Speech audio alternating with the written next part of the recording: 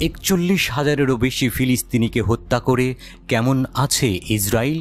দেশটির প্রধানমন্ত্রী Benjamin Netanyahu বলেছেন, অপারেশন আল আকসা ফ্লাডের প্রায় 1 বছর পর তার দেশ এখন 7টি ফ্রন্টে লড়াই করছে।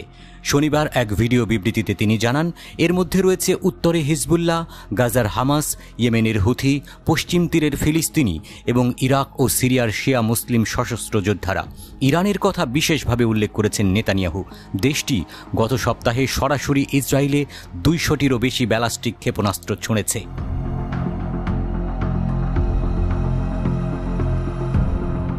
অপারেশন আল আকসা ফ্লাডের বর্ষপূর্তির আগের দিন রবিবার লেবানন ও গাজায় নৃশংস গণহত্যা জারি রেখেছে ইসরায়েল।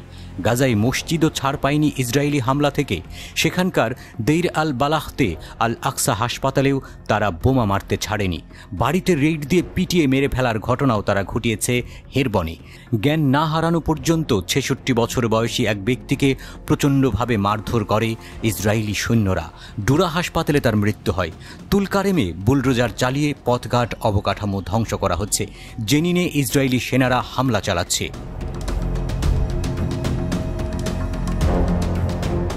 এই মুহূর্তে ইসরায়েল বেশি ব্যস্ত লেবাননে আগ্রাসন নিয়ে।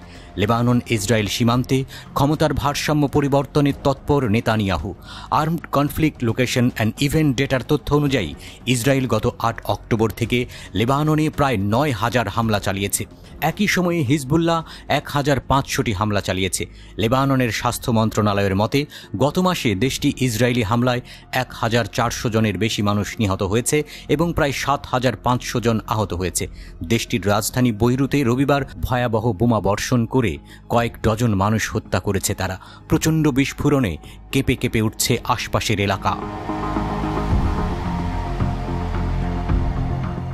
এসব করে বিনা জবাবে ছাড়া পায়নি ইসরায়েল। লেবাননের সংগঠনটির অস্ত্রাগার ধ্বংসের কথা বললেও বাস্তবে কিছুই করতে পারেনি ইসরায়েল। তার প্রমাণ সংগঠনটির অব্যাহত রকেট আক্রমণ। রবিবার ইসরায়েলের হাইফায় ভয়াবহ রকেট হামলা চালিয়েছে হিজবুল্লাহ। এবার একটি রকেটকেও ঠেকাতে পারেনি ইসরায়েল। অসংখ্য ঘরবাড়ি ও যানবাহন ক্ষতিগ্রস্ত হওয়ার খবর ইসরায়েলি সংবাদ মাধ্যমেই এসেছে। আর লেবাননে ইসরায়েলি স্থল আগ্রাসন ঠেকাতে রবিবার 18টি অভিযান চালিয়েছে সংগঠনটি।